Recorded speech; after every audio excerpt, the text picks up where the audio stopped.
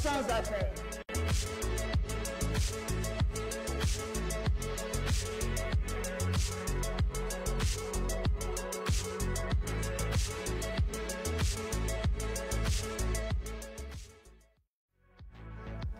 Yaoundé, mesdames, messieurs, bonsoir. Plaisir immense de vous retrouver une fois de plus pour une nouvelle édition de votre programme international sur Info TV, World Actu, chaque samedi lorsqu'il est 17 h à Yaoundé au Cameroun. On revisite le monde et nous allons nous appesantir de façon particulière sur un pays qui est véritablement sur les projecteurs. On va parler tout d'abord de la France. La France en relais avec le Cameroun. On va évoquer justement le 14 juillet qui est passé récemment, mais avec un partenaire important qu'est le Cameroun. On va donc s'appesantir sur la relation France-Cameroun. Serait-elle justement à l'épreuve des intérêts alors que l'on soupçonne une frange de la classe politique camerounaise d'être soumise à la France, alors que le président Macron lui-même, en visite à Yaoundé, reconnaissait la baisse des intérêts français en terre camerounaise, alors que beaucoup commencent à s'interroger sur cette présence qui apparaît comme qui apparaît coloniale ou alors colonisatrice. On s'interroge ce soir sur justement cette coopération bilatérale et surtout ces relations entre la France et le Cameroun à l'épreuve justement des intérêts politiques, financiers, de l'influence, que sais-je encore, mais surtout à l'épreuve des intérêts. On ira aussi et on restera donc du côté du Cameroun avec la présidentielle 2025 qui est véritablement lancée, je l'ai dit, la semaine dernière avec cette convocation du corps électoral. La grande actualité ces jours, c'est le dépôt de candidatures qui bat son plein à chaque minute, à chaque heure son candidat. Nous en avons vu dans presque toutes les régions du Cameroun. On va donc revenir justement sur les annonces et déclarations fortes qui sont faites ici et là et justement s'interroger s'il peut y avoir des surprises à venir. La toute première, et vous êtes sans doute au courant, est cette alliance. Une alliance entre le Manidem et le MRC qui permet donc de façon assez surprenante au candidat du MRC d'être investi par le Manidem pour la présidentielle à venir. D'autres surprises peuvent suivre avec justement ces partis politiques qui, hier démissionnaires, aujourd'hui postulent. Je parle là du FSNC de Issa Chiroma Bakari. Nous aurons aussi un regard sur l'UNDP du ministre d'État Belebouba Maïgari, Issa Chiroma Bakari pour être précis, pour le FSNC. On va aussi évoquer le député Salmana qui lui aussi entre dans la course, mais de façon alliée au RDPC. Beaucoup de surprises qui sont annoncées, beaucoup de surprises évoquées. Nous en parlons ce soir, justement sur World Actu, qui met un clin d'œil, qui fait un clin d'œil et braque ses projecteurs de façon particulière sur l'état du Cameroun et la présidentielle à venir. Une fois que j'ai présenté le menu qui nous attend ce soir, je prends la traditionnelle respiration et je vous reviens tout de suite après pour la présentation de ceux qui nous accompagnent ce jour. A tout de suite.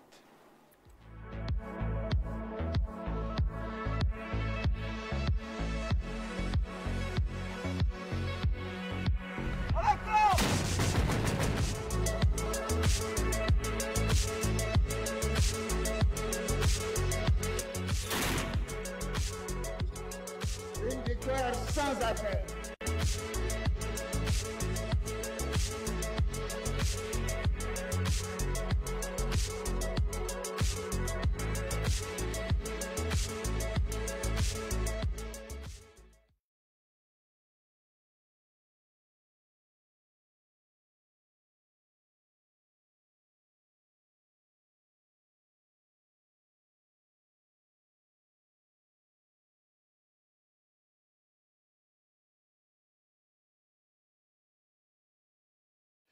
Retour sur le plateau de World Actu avec plus de calme et de sérénité pour cette aventure, je l'ai dit, internationale, mais qui s'interfère aussi avec le Cameroun. Et cette actualité présidentielle 2025 oblige, qui nous impose de mettre un accent particulier sur ce grand moment de la vie politique au Cameroun. Et pour ce faire, pour nous accompagner durant ces presque 1h50 de direct, je vais commencer avec ma gauche profonde, avec un expert des questions internationales, M. Émile Abondo. Et sur le plateau, nous lui disons bonsoir, mais surtout bienvenue. Bonsoir Stéphane, bonsoir à tous mes co-disciples professeur. Et parce que cela est fait, je voudrais saluer la promotion Eric 2008 à laquelle j'appartiens et qui serait très ravi de savoir que un de leurs enseignants est sur le plateau avec leurs camarades. Lorsque je l'ai dit, je voudrais aussi saluer Philo 38 et je voudrais vous témoigner toute ma gratitude et à vous et à la hiérarchie d'Info TV d'avoir formulé mon invitation et cela me rend satisfait et content aujourd'hui. Merci. Merci à vous, Émile Abondo. Votre expertise nous sera utile justement lorsque l'on va évoquer ces rapports parfois tumultueux entre la France et justement son ex-colonie, le Cameroun. Je m'en vais vers celui qui a été annoncé par son collègue ou alors camarade de son élève, son étudiant. Comme vous voulez, M. Abondo, le professeur Elvis Ngolé qui, sur ce plateau, est multicasquette, puisqu'il ne fait pas de secret que c'est un homme politique de premier plan au Cameroun. Il est aussi enseignant. Des formations nombreuses sont passées par son expertise. Nous en avons sur ce plateau. Professeur, bonsoir, bienvenue. Bonsoir, M. Mbaga. C'est toujours un très grand plaisir d'être sur ce prestigieux programme, le World Actu, surtout avec des distinguées personnalités qui sont sur le plateau. Je pense que c'est, comme toujours, c'est un plateau républicain. Oui. Nous aurons un débat, un panel républicain, et les échanges seront républicains. L'essentiel, c'est que le Cameroun soit enrichi et que le public soit éduqué. Ça, c'est notre rôle, le rôle de pédagogue. Oui. Nous ne sommes pas ici comme les gens qui font de la propagande. Nous sommes ici pour éduquer. Vous commencez fort, Donc le monde est toujours en bonne santé quand tout le monde s'exprime, quand il y a des échanges, quand tout le monde est enrichi. Et moi, je pense que votre plateau est un plateau qui nous permet de jouer ce rôle. Merci, professeur. Je reste avec vous une minute, puisque M. Abondo nous renseigne que, justement, il est passé par votre expertise pour les questions internationales. Alors, c'est un sentiment de satisfaction lorsque vous voyez quelqu'un que vous avez formé, qui aujourd'hui peut exceller et valablement représenter l'Institut des relations internationales du Cameroun. Je l'ai suivi dans le passé et je sais qu'il est un bon produit. Je pense que nous sommes très fiers de lui. Vous savez, tous ceux qui ont passé par l'ERIC, nous sommes vraiment, ce sont de bons produits. Ils sont partout. Hein. Oui. Et le monde apprécie leur talent, toute leur contribution. Vous n'avez pas à douter. Regardez à gauche et à droite, vous allez voir que le Cameroun, ayant créé cet institut de relations internationales, a donné au monde une expertise qui est évidente et que personne ne peut contester. Que tout le monde reconnaît. Merci, professeur Elvis Ngolé. Je me tourne vers mon seul et unique confrère sur le plateau, l'homme au 9, ou alors 8. Le 9e semble être en gestation, publication reconnue et connue sur l'espace médiatique camerounais. Timothée Somba, bonsoir et bienvenue. Bonsoir Stéphane, mon bonheur est heureux d'avoir pu honorer à votre invitation de ce soir parce que j'ai eu une matinée assez houleuse à cause des coliques. J'ai cru à un moment donné que je n'allais même pas sortir de la maison, mais grâce à Dieu, je suis là. Toute ma fraternité chaleureuse renouvelée à mes copanélistes dont je ne découvre plus personne et ma sincère sympathie au top management d'Info TV ainsi qu'à nos millions de téléspectateurs. Rassurez-vous, Timothée Somba, ils sont nombreux, une fois de plus, ce soir, qui vont justement nous accompagner. Un enseignant peut en cacher un autre sur ce plateau. Les questions économiques n'ont aucun secret pour lui. Il a eu justement à être du côté de l'Hexagone, justement pour aussi apporter son expertise, mais économique, face à ses confrères français. Le docteur Julien Onguéné, économiste, il en est un. Et sur ce plateau, nous lui disons bonsoir et bienvenue. Bonsoir Stéphane, bonsoir à vos millions de téléspectateurs. c'est un honneur pour moi d'être dans ce panel ce jour avec son excellence, le ministre. Je n'ai jamais partagé un plateau avec lui, c'est tout un honneur. Et dès que je l'ai dit, je vais quand même remercier le PDG pour cette télévision qui est en train de monter. Oui. Je crois que j'ai fait mes premiers jours ici en 2016. C'est la télé qui m'a lancé. Oui. C'est bien de le dire. Non, moi je dis, même si je suis à Washington, à Singapour, je ne manquerai jamais une invitation de photo TV. Parce que c'est la télé qui m'a fait connaître le monde. Donc vivement, je voudrais remercier et féliciter le PDG parce que la qualité des émissions et tout. Vous avez été témoin de la montée en puissance d'Info TV. Donc, félicitations encore à lui et je salue mes co-discutants.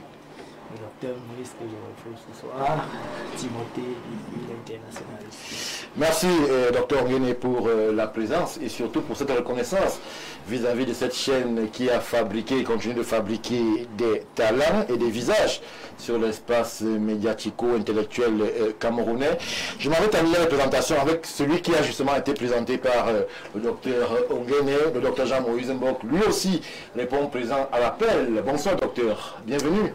Bonsoir Stéphane, bonsoir à mes co-panélistes, bonsoir au professeur. C'est toujours bon de l'avoir avec nous. Je ne sais pas pourquoi, mais sa présence est très rassurante. C'est quelqu'un d'assez agréable à côtoyer et comme dirait Timothée, mon bonheur est heureux de le connaître. Oui, elle est vraiment originale. Alors je vais saluer le PDG, saluer toutes les équipes techniques qui travaillent d'arrache-pied pour que nous puissions nous adresser au monde. Je vais saluer le monde qui nous écoute aujourd'hui et rapidement saluer et rassurer le ministre de l'administration territoriale qui a fait une sortie en rappelant que nous sommes à une période sensible et il ne faudrait pas qu'il y ait des pyromanes qui s'amusent à faire n'importe quoi. Nous voulons rassurer le ministre aujourd'hui que les Camerounais criaient encore, société civile naturellement, criait encore. Nous avons 28 candidats déjà enregistrés à la présidentielle. Ça montre bien l'engouement, la responsabilité des citoyens camerounais et la ferme volonté de voir le pays réussir vraiment dans sa globalité. Donc le ministre doit être rassuré, les panélistes du dimanche ne se trouve pas à Info TV, se trouve certainement ailleurs. Et nous sommes sur une chaîne de télévision sérieuse et responsable. Et notre souhait en tant que société civile, c'est que ces élections se passent très bien, dans la paix et dans le calme. Nous sommes contre l'ensauvagement des populations, nous sommes contre l'ensauvagement et des téléspectateurs et des internautes. Après ces présidentielles, le Cameroun va continuer de vivre. Il faudra donc qu'il continue de vivre de manière sereine. Nous sommes tous frères au Cameroun. Il n'est pas question qu'on devienne ennemis à cause d'une élection qui va d'ailleurs passer, comme les autres. On a compris. Nous appelons vivement tous les Camerounais à être responsables. Peut-être ce message devrait s'adresser un peu plus aux acteurs politiques qui parfois eux aussi ont cette tendance à mettre de l'huile sur le feu. Les acteurs politiques, le MINAD va s'en occuper. Nous, de la société civile, on s'adresse aux populations parce que c'est elles qui nous concernent. Quand vous allez dire à un acteur politique de mesurer son langage, il vous demandera, comme on dit sur le Cameroun, tu es qui? Est-ce que tu sais qui moi je suis? Donc on n'a pas le niveau de nous adresser à eux très respectueusement. Le MINAD va s'en occuper. Nous disons simplement aux populations, vous ne cédez à aucune sirène. Et de la violence, et de l'invective, et de la sauvagerie. Les élections se gagnent ou se perdent dans les urnes et nulle part ailleurs. Merci Jean-Moïse Mbok pour ce plaidoyer, un plaidoyer auquel nous associons notre voix. Les élections sont certaines, elles sont lointaines, mais elles passeront et le Cameroun devra rester en paix. Autre actualité qui va nous interpeller, je vais commencer par vous, M. Émile Labondo. On va épiloguer en introduction de ce plateau sur justement les relations, la relation bilatérale entre la France et le Cameroun. Beaucoup ont suspecté qu'il y aurait, et suspectent même d'ailleurs encore, qu'il y aurait un peu, on va dire, un peu moins de réchauffement entre ces deux entités, ces deux pays. Un peu de froid aussi.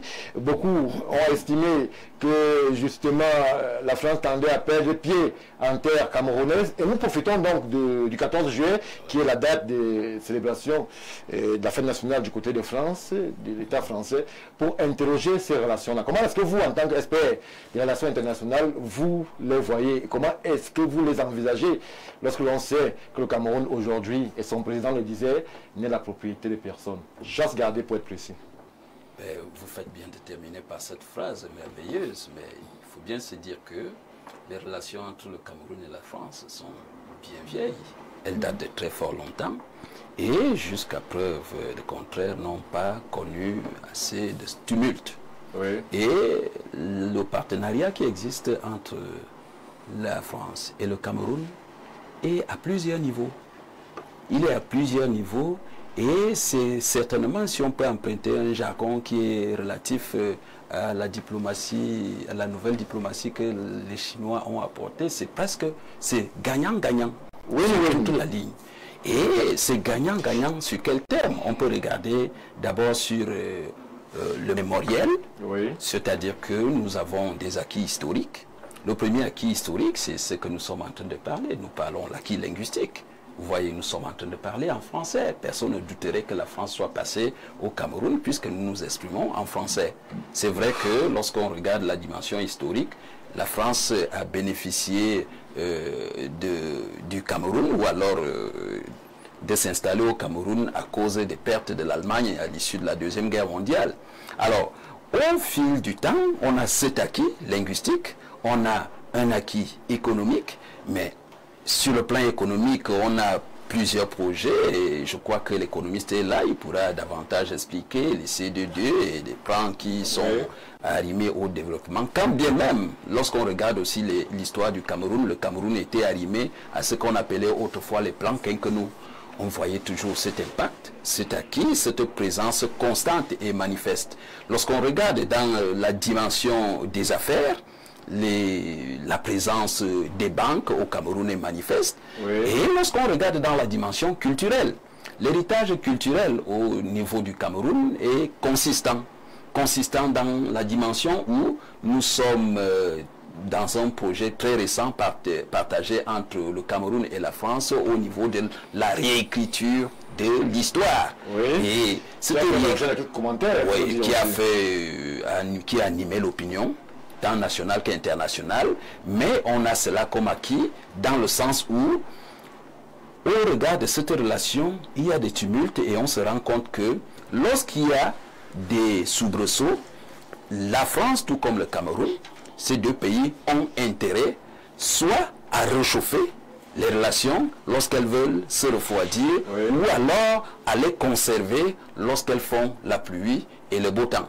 Et lorsqu'on regarde donc tous ces aspects, je n'occulte pas la dimension diplomatique. Vous voyez, la France est quand même au niveau de l'Afrique, le représentant de l'Afrique aux Nations Unies, et le professeur peut davantage mieux vous dire à ce sujet.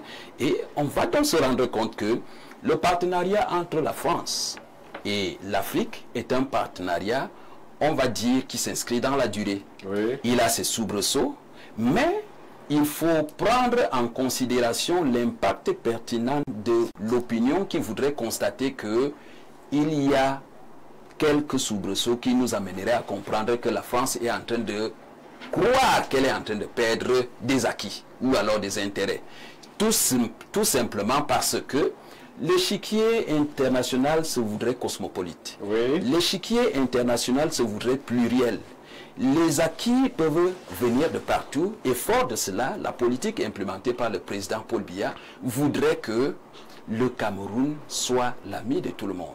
Et les nouveaux acteurs, les nouveaux partenaires qui ont aussi une histoire très ancienne avec le Cameroun, mais qui trouvent un nouvel impact fort de l'intérêt qu'ils accordent au Cameroun, d'abord sur le plan géopolitique, parce que n'oubliez pas que le Cameroun est la porte d'entrée et de sortie de ce qu'on appelle le golfe de Guinée.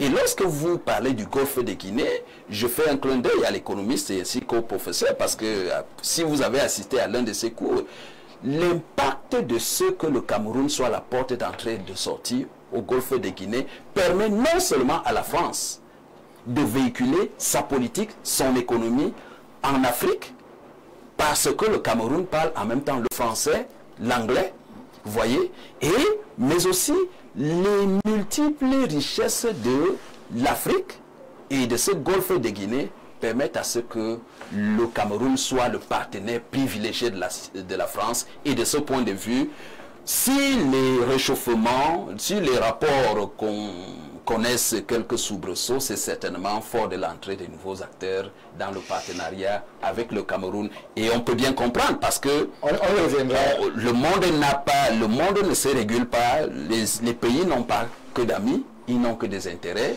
à sauvegarder. Merci. Ce sont justement ces intérêts que nous interrogeons sur ce plateau lorsque l'on questionne cette relation franco-camerounaise. Professeur, alors, le politique va s'exprimer sur ce plateau.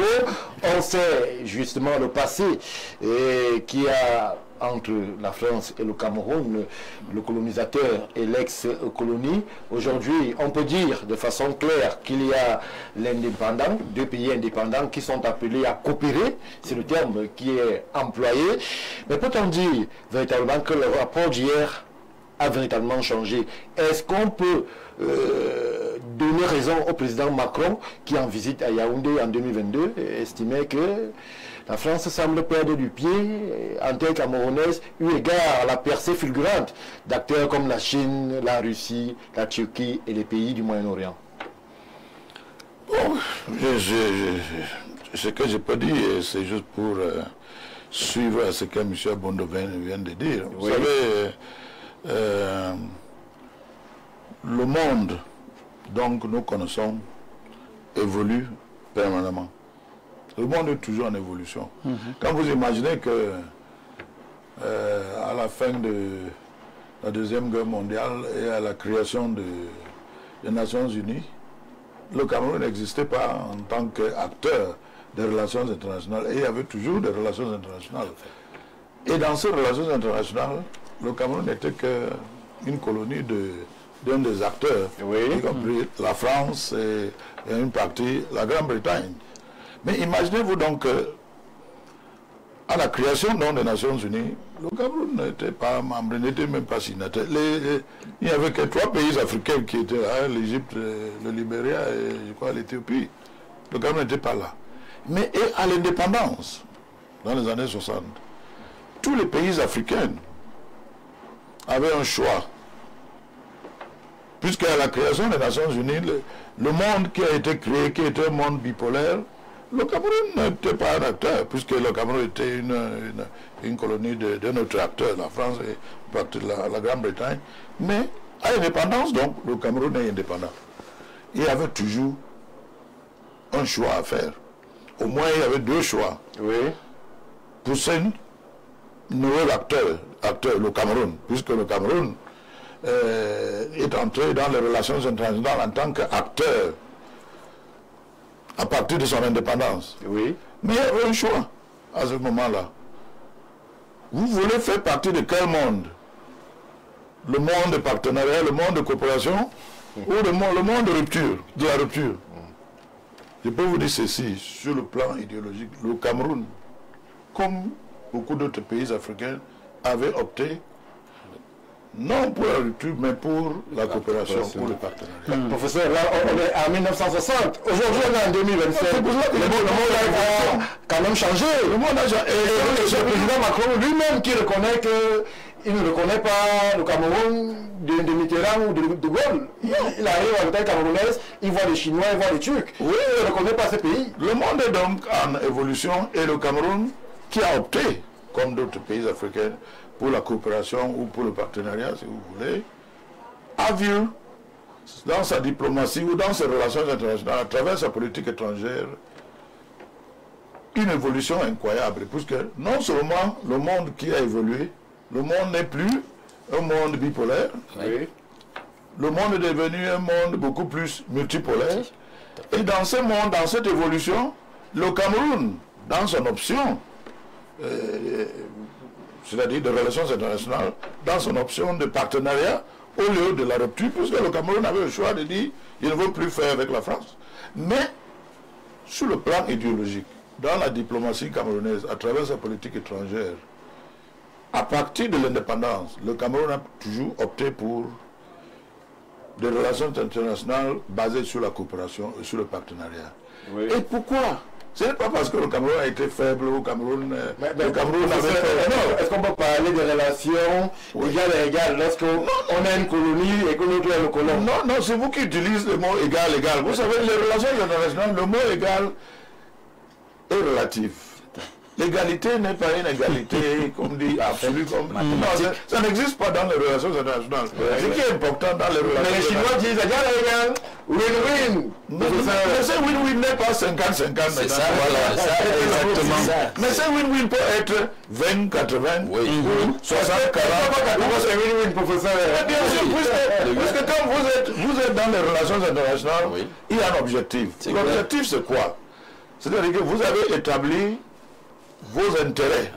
Et ces intérêts, c'est vous qui définissez ces intérêts. Ce n'est pas la France qui a défini les intérêts pour le Cameroun. Chaque pays indépendant, à l'indépendance ou à sa création, définit ses intérêts. Et les intérêts dans les relations internationales sont quoi? Les intérêts sont tout ce qui est dans votre avantage. Tout ce qui peut être favorable à vous. Tout ce qui est... C'est quoi donc? C'est votre développement économique. C'est quoi? C'est votre sécurité. C'est quoi? C'est toutes les facilités, les avantages qui sont là dans le monde, les opportunités, les investissements et tout. Tout ce qui est là, des amitiés et tout, ce sont tout ça, ce qu'on appelle bien sûr votre l'unité, c'est-à-dire l'unité nationale et stabilité institutionnelle. Tout ça fait partie de vos intérêts. Maintenant, quand vous êtes entré dans les relations internationales, comme le Cameroun a fait au début, dans les années 60, vous cherchez permanemment à assurer que ces intérêts que vous-même vous avez définis, comme le Cameroun avait défini, sont bien gérés. Est-ce que dans cette amitié ou cette relation, les intérêts du Cameroun ont été préservés par la France? Non. La France n'a pas préservé les intérêts du Cameroun. Le Cameroun, parce qu'il a opté pour le partenariat, la coopération, le Cameroun a donc vu que la France fait partie de ces acteurs-là dans les relations internationales et les acteurs clés d'ailleurs, parce que la France, non seulement que la France, c'est une vieille nation, la France est un vieux pays, la France est une vieille civilisation, mais la France, dans les relations internationales, est considérée comme un acteur majeur, puisque d'abord, la France est membre du Conseil de sécurité des Nations Unies, la France est membre du G7, la France est membre du G20, donc vous ne pouvez pas faire dans ce monde de relations internationales, quel que soit le monde, bipolaire ou multipolaire, en faisant la rupture avec la France. La France est très importante. Et le Cameroun, dans sa diplomatie, à travers sa politique étrangère, le Cameroun a bien géré ses relations avec la France. Et ces relations sont, bien sûr, il y a des... Qu'est-ce que je veux dire? Le haut et des bas, il y a des curiosités, il y a des soucis, c'est tout à fait normal. Il n'y a aucune relation où il n'y a pas ça.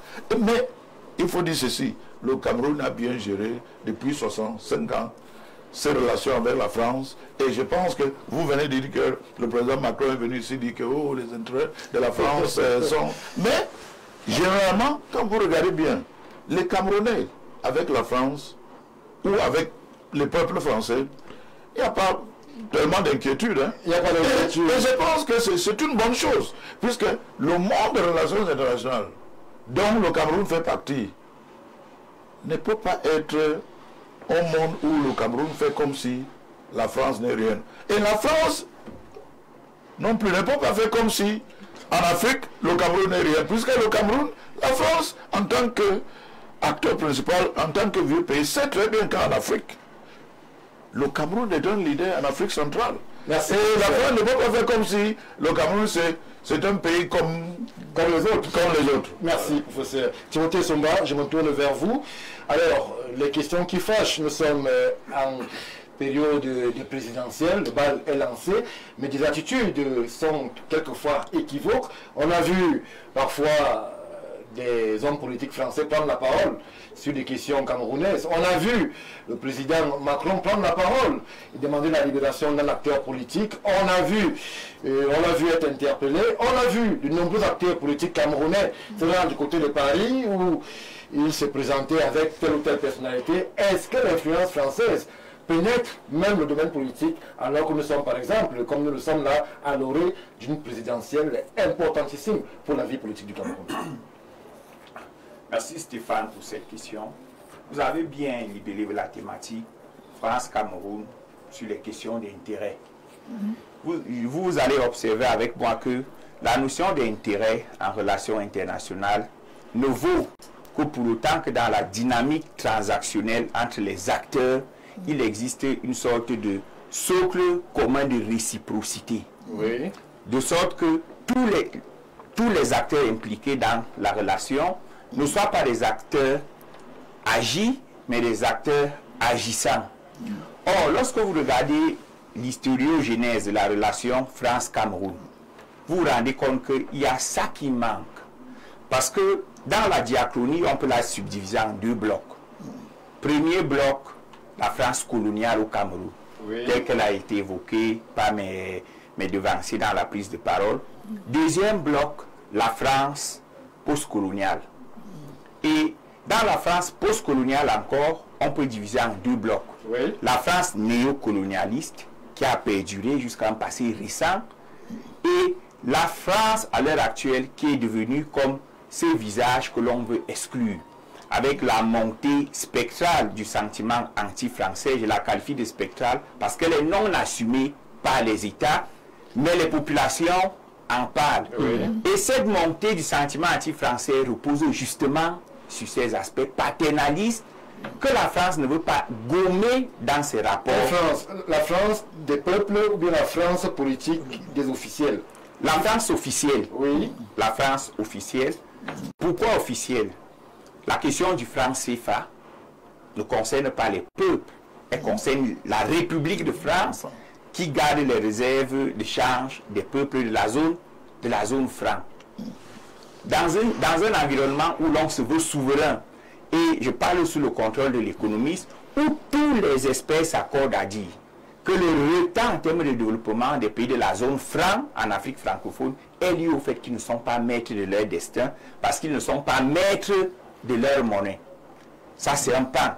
On se rappelle encore des impacts de la dévaluation du franc CFA en 1994, qui a même poussé les chefs d'État de la zone franc à créer une autre zone d'intégration, parce que la fin de la dévaluation fait partie des éléments qui ont rendu obsolète l'UDEAC. Oui. Voilà. Il y a déjà ce premier volet qui est institutionnel. Il y a maintenant les questions de lutte contre le terrorisme et autres, où on ne sent pas vraiment l'apport de la présence militaire française, qui lui aussi est dual. C'est un apport parfois militaire avec la coopération, le recrutement et autres, mais l'apport aussi en termes de renseignement et de technologie. On se rappelle encore de ce qui s'est passé avec les attaques de Boko Haram les plus récentes par le phénomène des drones. Pourtant, nous avons un partenaire qui est censé avoir le satellite et nous fournir les informations. Et la France peut tout faire à haute place aussi, Timothée Somba. Qu'elle nous permette donc de faire cela nous-mêmes, en sortant du conseil d'administration de la BEAC, en renvoyant nos réserves de change qui vont nous permettre de mettre sur pied une monnaie commune dans la zone franc. Or, est-ce qu'il y a un pays qui est obligé d'être dans la zone franc CFA, ou bien dans le giron franc CFA? Est-ce qu'il n'y a pas un mécanisme, même de façon coordonnée de sortie? Est-ce qu'on oblige tout le monde à être là-bas? Stéphane Barga, ce n'est pas pour rien qu'en droit, le viol n'est pas que physique. Il y a le viol moral. On ne vous oblige pas physiquement à rester dans la zone franc. Mais les mécanismes ont été conçus de telle sorte que dès que vous pensez seulement à sortir, la violence de ce que vous allez subir si vous sortez, en termes de récession, en termes d'inflation, en termes de pauvreté, vous oblige à rester. C'est un peu comme dans le mariage, dans notre coutume. Lorsque une fille se plaint de la violence de son époux, elle dit à sa mère va lui dire il faut rester pour les enfants. Beaucoup de femmes subissent des sévices dans les couples, mais restent pour les enfants. C'est la même chose. On veut partir, mais on part comment? Parce que dans ce cas, l'essentiel n'est pas de partir. Il faut savoir partir. Donc, maintenant, il y a des petits écarts qui démontrent le côté encore paternaliste dans l'esprit des officiels français à recevoir les politiques camerounais, les positions, voilà, qui font le balai. C'est un peu inélégant. Voyez-vous, Mélenchon l'a exprimé récemment que mais il faut que les opposants français aillent faire les grands meetings chez eux.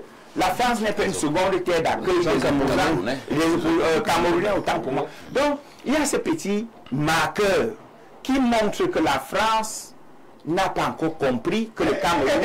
Est-ce que justement, je sors par cette question, Timothée Somba, est-ce que la classe politique camerounaise serait en déphasage avec la réalité du monde? Peut-être elle continue à penser que la France est faisant de loi en terre camerounaise. Que la solution est en France. Il serait très dangereux, comme ça, tout de go ici, de penser que l'influence française est terminée. C'est nous, notre génération, qui n'avons pas d'accord avec eux. Regardez le temps que le président Paul Biya a mis pour mettre fin aux accords lyonnais. C'est plus de 40 ans. Mais nous qui n'avons rien pactisé avec la France, avons les coudées franches pour les tutoyer, pour la tutoyer et lui dire non à certains égards. Et c'est la raison pour laquelle la fameuse transition générationnelle dont le président Paul Biya parlait serait implémentée par notre génération. La génération qui n'a pas fait ses études en France pour avoir le doctorat, la génération qui n'est pas allée passer l'agrégation française, la génération qui vit au Cameroun, qui pense Cameroun et qui ne vit que pour développer le Cameroun. C'est cette génération-là aujourd'hui qui regarde la France en face et qui lui dit, si vous voulez qu'on soit dans l'eau, qu'on sorte de la dialectique de je t'aime moi non plus et qu'on rentre dans le win-win, il faudrait que vous sachiez que nous sommes un État souverain. Et la première chose que vous devez libérer, c'est notre ressource à travers notre monnaie. Merci, Timothée Somba. Alors, Dr Julien Ongene, la question économique semble être le talon d'Achille de cette relation que beaucoup voudraient belle, mais la question monétaire aussi. Alors, véritablement, qu'est-ce qui empêcherait le Cameroun de sortir du franc CFA si tel est tant que la volonté commune de nombreux acteurs est justement qu'il y ait cette émancipation du CFA pour qu'on puisse véritablement découler sans remettre en question le partenariat et l'amitié avec l'État français? Merci Stéphane. Alors, il faut savoir une chose, c'est que moi j'ai coutume de le dire, la problématique monétaire entre la France et les pays de la zone CFA n'est plus une problématique économique. Ce n'est plus une problématique économique. Pour quelle raison vous le dites? Tout simplement parce qu'en réalité, si on est dans le domaine économique, tout a déjà été dit.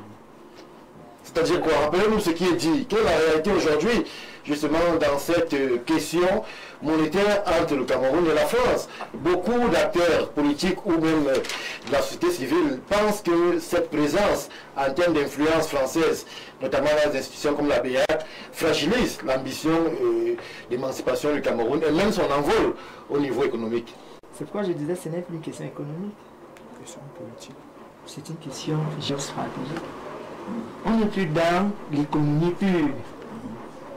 On n'est plus dans l'économie pure. Oui. Ce qu'il faut savoir, c'est que l'économie, la monnaie, ça fonctionne comme en une seconde. C'est-à-dire, c'est ce que vous produisez qui fait la monnaie. Oui. Ça veut dire en réalité qu'un pays qui produit des biens à hauteur de 500 milliards de francs CFA doit avoir une masse monétaire en termes de monnaie métallique, en termes de monnaie fiduciaire, équivalent à 500 milliards de francs CFA. Ça veut dire que vous ne devez pas produire des biens de 500 milliards de francs CFA et avoir les disponibilités de 300 milliards de francs CFA. Alors, docteur, ce que vous dites est assez compliqué pour... Non, c'est très simplement, est-ce que... Oui, allez-y. Ça veut... Bon, vous ne m'avez pas permis de développer. Ça veut tout simplement dire que tout pays peut gérer sa monnaie. Aussi simple que bon. Oui.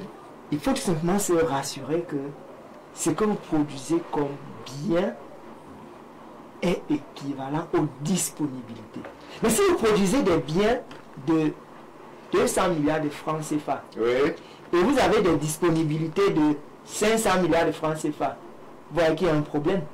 La monnaie est là, mais il n'y a pas. Ils ne sont pas là. C'est le problème qui s'est passé en 1994. Parce qu'on dévalue le franc CFA, mais en réalité, nous ne produisons pas. Alors les Français, ils sont là, ils ont de la monnaie, ils ont des disponibilités, mais n'arrivent pas à capter les biens comme Est-ce que ce n'est pas une position assez curieuse d'une personne qui possède vos réserves, mais qui vous dit que vous ne produisez pas assez alors qu'il est gardien de vos réserves? Justement. C'est une situation assez ambiguë qu'il faudrait éclaircir. Justement, vous avez lu dans ma pensée. C'est tout simplement, ça veut tout simplement dire qu'en réalité, le débat aujourd'hui, tout pays peut à tout moment rompre les accords monétaires avec la France. C'est tout simplement... Alors, pour aller plus précisément encore, est-ce que le Cameroun que vous voyez aujourd'hui en termes de production de biens et peut-être de services est capable d'assumer une sortie du franc CFA, je le dis, tout de go comme ça, sans que le pays ne s'effondre? Parce que le débat court et beaucoup d'acteurs politiques qui vont justement concourir pour la présidentielle du 12 octobre 2025 ont cette promesse dans le bagage de la campagne, dans la profession de foi. Si je suis élu, on sort le franc CFA de façon à ce qu'on soit plus indépendant encore. C'est faisable, d'une part, mais d'autre part, il y a des inconvénients. Oui. Tout simplement parce qu'en réalité, il y a des auteurs qui ont développé ce que l'on appelle les zones monétaires optimales. En réalité, nous sommes victimes aujourd'hui de ce que Mundell, en 1972, ce que Mundell a appelé les zones monétaires optimales. Le débat est à quel niveau? On a choisi en Afrique centrale une intégration monétaire qui en réalité est un autre problème pour certains pays parce que les économies ne sont pas les mêmes. Et vous voyez que le Cameroun subit en termes de gestion, n'est-ce pas, des réserves d'échange. Ça, c'est un problème. Et on peut se retrouver à une certaine période où le Cameroun veut mieux importer par rapport aux autres pays. Mais il est contraint sur la disponibilité des réserves d'échange. Ça aussi, c'est le problème. Parce que vous ne pouvez pas entrer dans une union monétaire lorsque tout ce que l'on appelle les questions, les étapes d'intégration, telles qu'un auteur comme Della Balassa les a développées, si toutes ces étapes ne sont pas maturées et vous vous retrouvez dans l'intégration monétaire, à un certain moment, ça vaut la peine. Le Cameroun est également victime de cette intégration monétaire. Le Cameroun est même l'un des pays qui a le pouvoir de rompre les accords monétaires avec la France parce qu'il a plus à perdre et plus à gagner. Oui. Ça, c'est un fait. Maintenant, dès que je l'ai dit, l'histoire économique entre la France et le Cameroun est une longue histoire. Oui. Il est difficile, c'est tout un mariage. Hein? Et rompre ce mariage, c'est pas facile. Parce que quand vous regardez un peu en termes d'investissement direct de la France au Cameroun, sur une période de 15 ans, c'est à peu près 5500 milliards de francs CFA. Le Cameroun fait partie du 4e pays qui bénéficie en Afrique centrale des investissements directs étrangers, qui captent plus les investissements directs étrangers de la France au niveau des 10 pays de l'Afrique centrale. Ça, c'est des atouts. On a les avantages liés à l'AFD qui a financé sur une période de 15 ans à peu près 7700 milliards d'investissements au niveau du Cameroun dans le domaine infrastructurel, dans le domaine de l'énergie, oui, de l'habitat et autres investissements. Vous avez les grands partenaires en matière de transport et de logistique au Cameroun, le groupe Bolloré et d'autres acteurs, CMA, CGM et autres. Vous avez la France qui a quand même permis au Cameroun, jusqu'à ce jour, le dispositif CD2, qui a quand même permis de rééchelonner la dette et de permettre au Cameroun de bénéficier de ce rééchelonnement de la dette, cette dette qui était reversée au niveau de la BA pour être réinvestie dans certains projets, l'agriculture, la formation agro-pastorale, l'habitat, les investissements liés au transport et autres. On peut faire un autre débat. La France a véritablement influencé l'initiative PPTE qui a permis quand même au Cameroun d'atteindre le point d'achèvement en 2006. C'est une histoire qui est très longue. Est-ce que la déclaration du président Macron trouve un substrat de réalité lorsque lui, il se plaint de la chute des intérêts de la participation française dans la vie économique du Cameroun? Nous sommes dans les dynamiques mondiales de coopération. Et il fallait s'y attendre. vous avez les BRICS qui sont des partenaires très influents au Cameroun aujourd'hui. Il a raison de se plaindre parce qu'il y a quelques années, premier partenaire commercial du Cameroun, et maintenant qui a été tablé par la Chine, qui est déjà premier partenaire commercial, ça peut se comprendre en termes d'importation et d'exportation. Il faut également analyser ce qui se passe aujourd'hui au niveau des APE. Les APE ne sont pas trop une panacée pour la fiscalité de porte.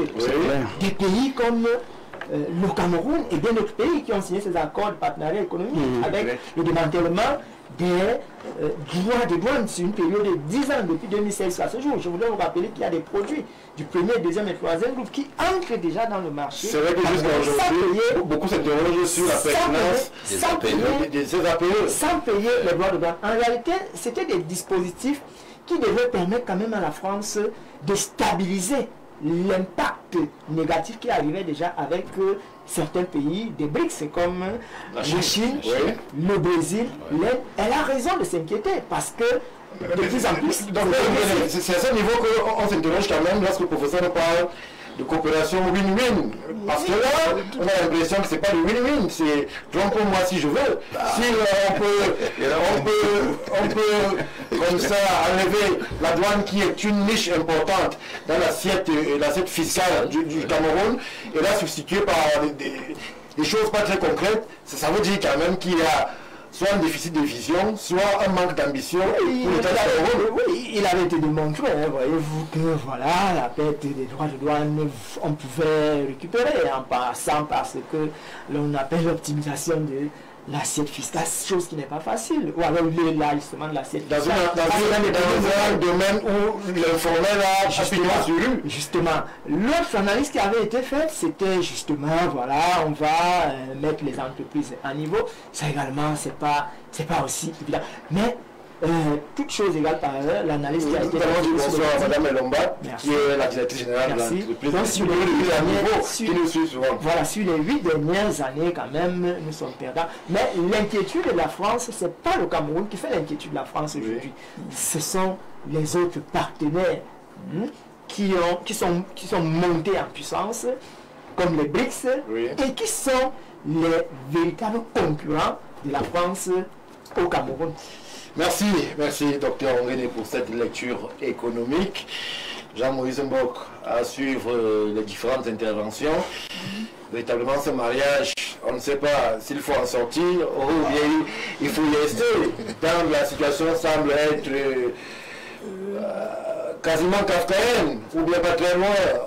On a des intérêts qui s'enchevêtrent, on a un rapport parfois de paternalisme, mais parfois aussi d'affection non désirée, des politiques qui s'en vont à Paris.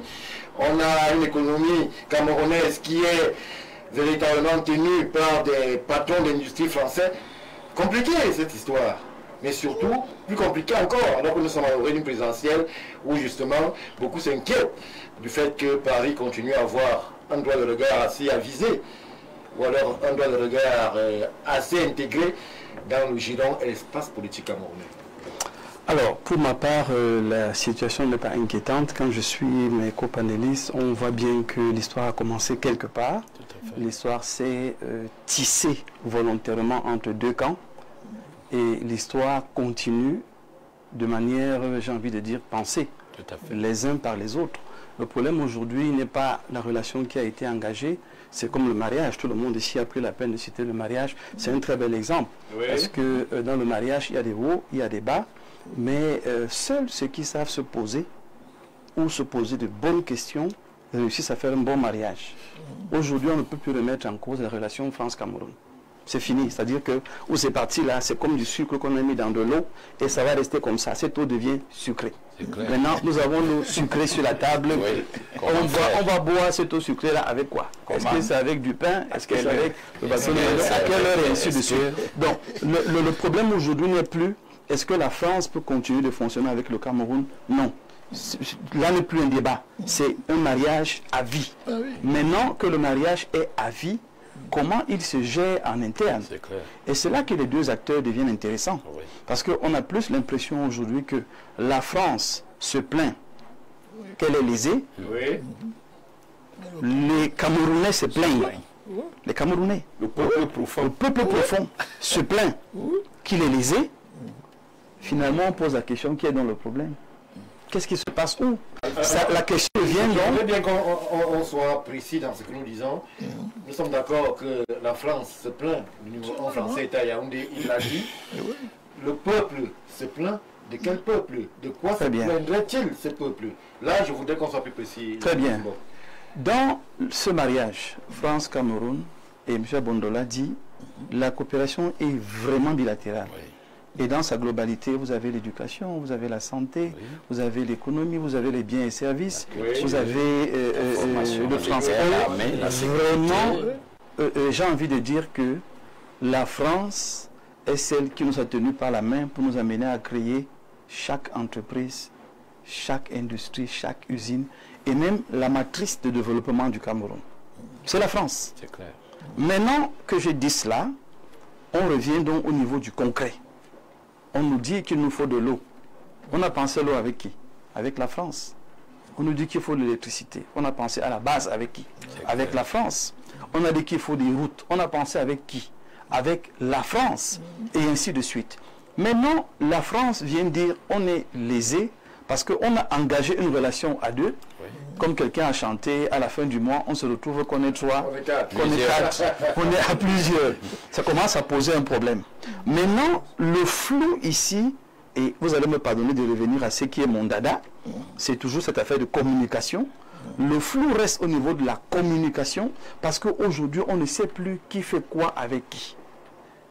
Quand on se plaint qu'il n'y a pas d'eau, on ne sait pas à qui on s'adresse dès qu'on sort du Cameroun. Est-ce que c'est à la France de mettre l'eau au Cameroun? Mais écoutez, je vous ai dit qu'à la base, c'est la France. Oui, nous sommes d'accord, mais nous sommes en 2025. Vous avez posé une question, Stéphane. Vous avez posé une question. Je m'avais répondre, on est dit indépendant. Je m'avais répondu à votre question. Quel peuple se plaint? De quoi est-ce qu'il se plaint? Oui. Pour que les gouvernants comprennent que le peuple camerounais a grandi et est capable de tout entendre de manière responsable.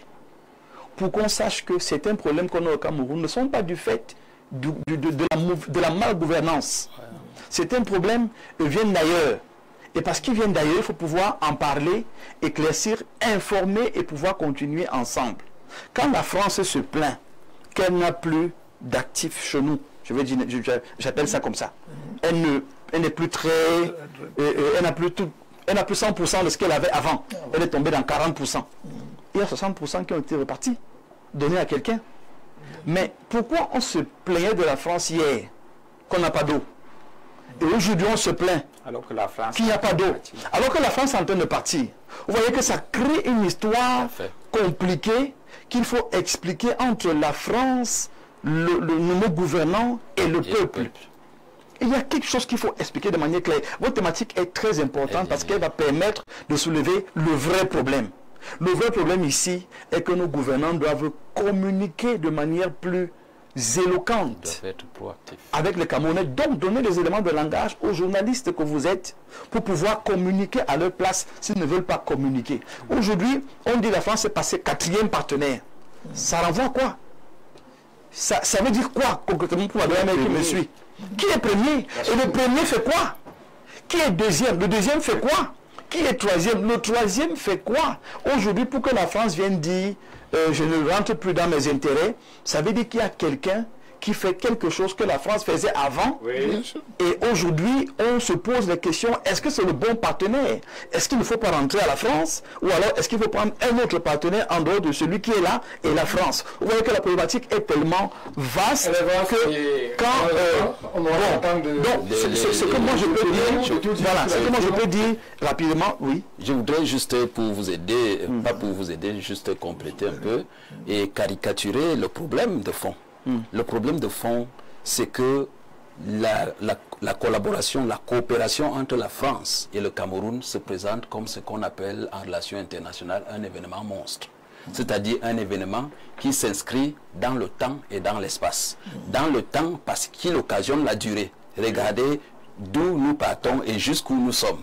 Et dans l'espace parce que ça concerne deux grandes entités majeures, c'est-à-dire la France et le Cameroun. Voilà. Deux économies relativement différentes, au potentiel différent, mais qui ont un avenir Comment? C'est-à-dire la recherche de l'intérêt. Et cela pose donc un autre problème qui est un grand concept des relations internationales et qui fonde notre débat aujourd'hui, c'est ce qu'on appelle la binarité ambition-menace. La binarité ambition-menace, ça veut dire quoi? Ça veut dire que les ambitions du Cameroun peuvent constituer une menace pour la France. C'est-à-dire quoi? C'est-à-dire que si on prend seulement le domaine des routes, le Cameroun se rend compte qu'on peut avoir des meilleures routes parce qu'elles sont produites ailleurs, non pas par la France, mais par d'autres partenaires. Alors le Cameroun se tourne vers d'autres partenaires pour avoir des routes d'une certaine dimension. Alors, vous voyez donc que l'ambition du Cameroun devient donc une menace pour la France. Pourquoi? Parce que la France va perdre ses intérêts, parce que le Cameroun est à la recherche du bonheur social, du bonheur vital, du bonheur existentiel, du bonheur économique, du bonheur même politique, parce que la libération se pose à plusieurs niveaux. Et cette binarité, c'est du même côté que la France. Vous voyez, la France aussi, de l'autre côté, lorsqu'elle se rend donc compte que le Cameroun est en train de se tourner vers d'autres pays, et commence aussi à se dire que, ben écoute, est-ce qu'il faut absolument que je libère? Est-ce qu'il faut absolument pour lui remettre la Je clôture mon propos.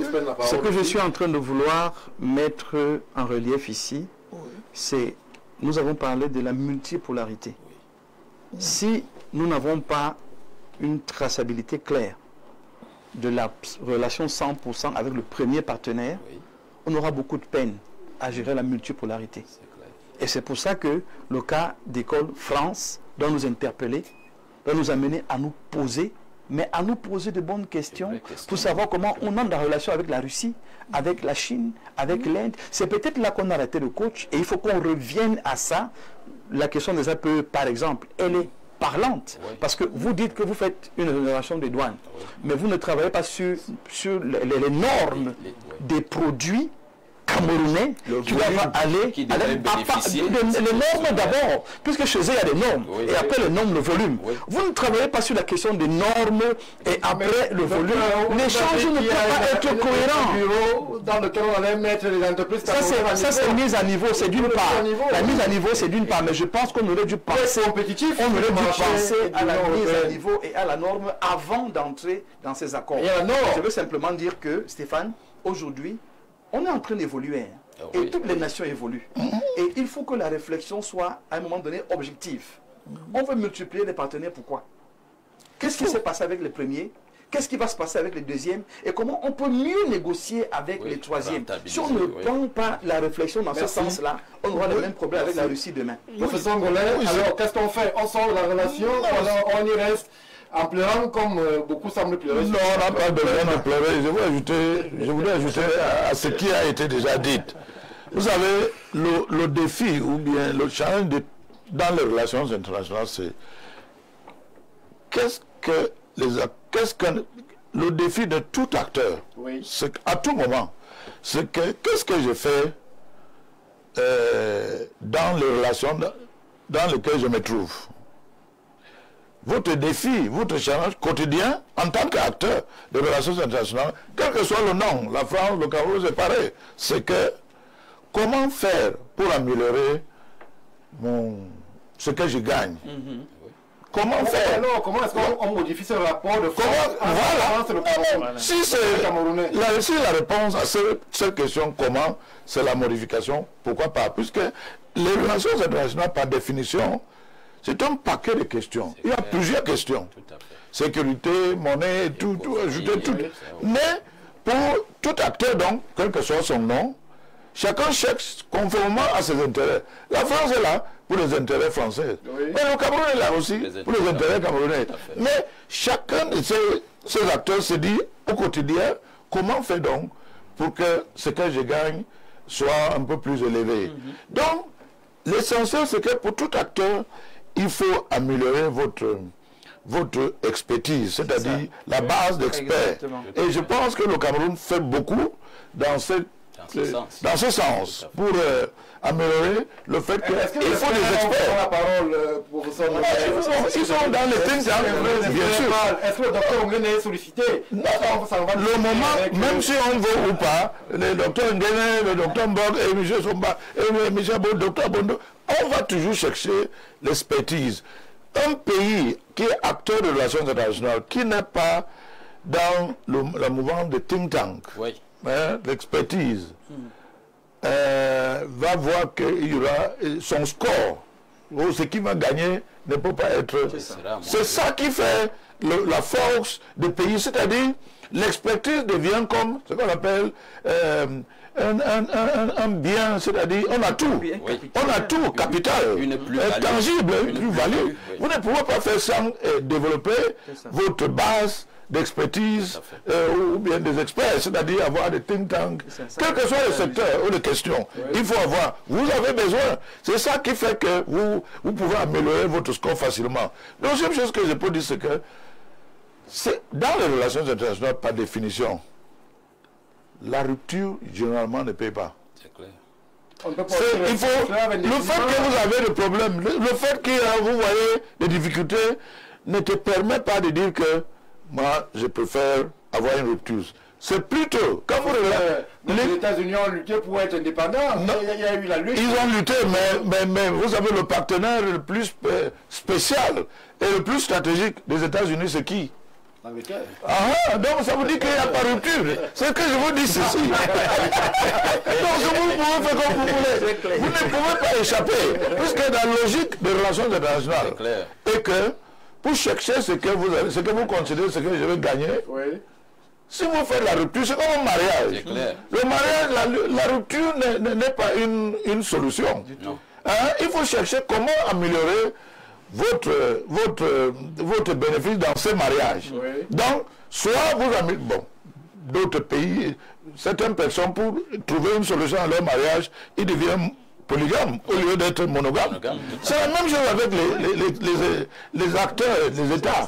C'est-à-dire, vous commencez par une relation bilatérale comme avec la France dans les années 60-70 qui était très très étroite, et vous finissez en 2025 ou quoi, la France commence à se plaindre, n'est-ce pas? Parce que le Cameroun a... Voilà, non, le Cameroun a diversifié dans sa diplomatie, les partenaires. Et c'est ça qu'il faut, c'est-à-dire votre expertise vous donne la base pour vous permettre de faire mieux.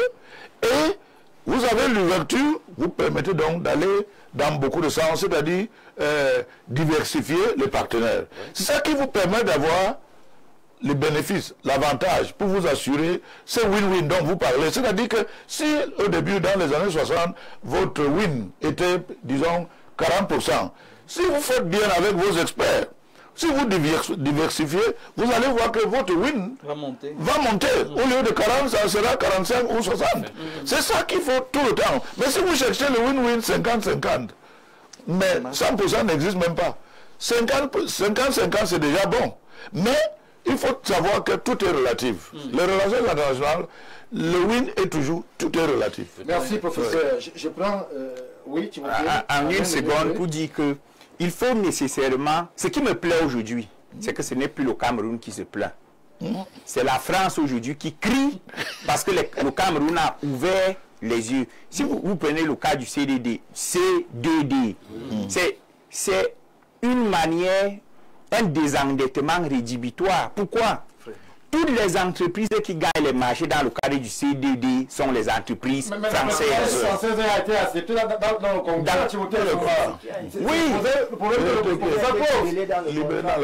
Les experts qui vont négocier avec les partenaires, parfois, ne sont pas au niveau.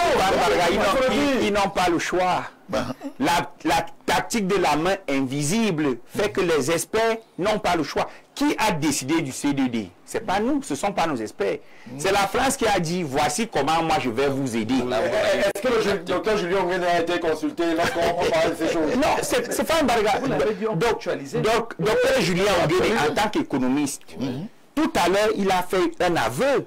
C'est qu'il y a des questions qui sortent du giron purement économique et juridique, qui rentrent dans le giron géopolitique.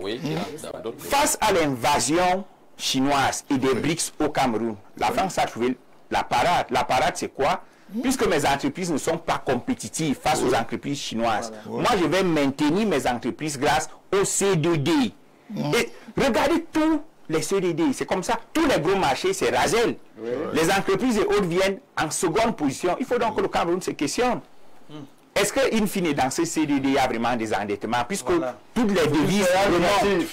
Juste Alors, une seconde. Stéphane, une seconde. Oui, allez, une seconde, je voudrais dire que que l'attitude française devrait nous amener à comprendre une chose, c'est que la France ne s'est pas préparée à la concurrence dans certaines de ses colonies. Et à notre émancipation. Elle ne s'est pas non plus préparée non seulement à l'émancipation politique, culturelle, économique, mais aussi à la montée de l'intelligentsia camerounaise, formée localement et qui voit la problématique non seulement de la politique, mais de l'économie d'une autre manière.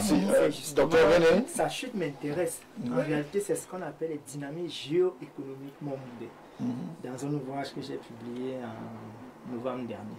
En fait, la France n'a pas fait la bonne intelligence économique. C'est clair.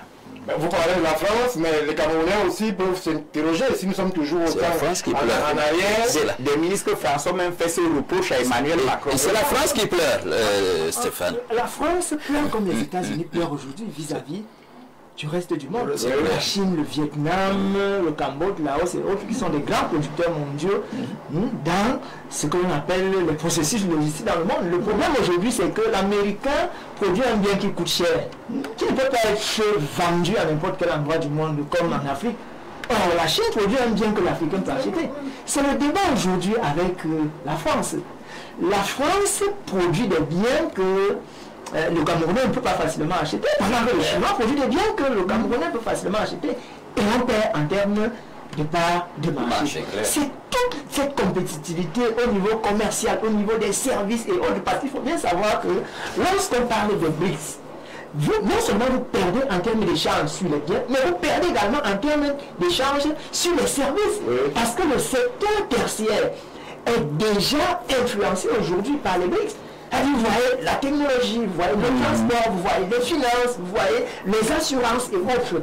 En réalité, c'est là-bas que la compétition se fait. Et si vous n'anticipez pas sur le plan de l'intelligence économique, vous retrouvez dans ce que j'appelle les dynamiques géoéconomiques mondes aujourd'hui. Et les États-Unis sont là, la France est là, et bien d'autres pays arrivent. Merci. Alors, on va prendre une ou deux contributions parmi celles qui sont arrivées. Alors, prenons celle-ci. Il y a un panéliste, le monsieur à la Chéchia Rouge. D'accord. Chéchia Rouge, qui a parlé du mariage entre la France et le Cameroun. Je me permets de lui rappeler que dans un mariage normal, on se choisit, on aime et on respecte l'autre. Ce qui nous éloigne de la nature des rapports que la France entretient avec les pays d'Afrique depuis l'esclavage, la colonisation jusqu'aux indépendances tronquées. Néocolonisation, comment peut-on oser parler de relations dans ce qui demeure un viol? C'est un peu...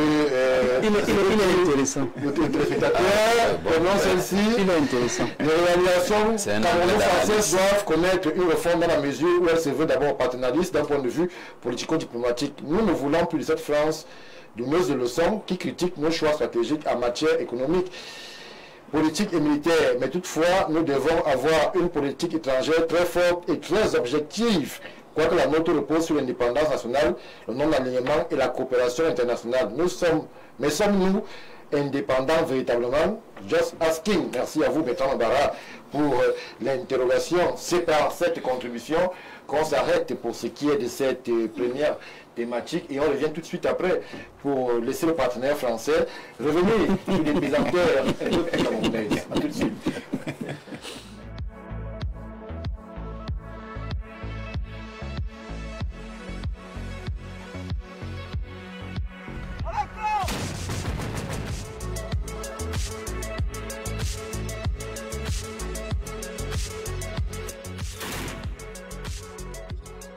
Une victoire sans appel.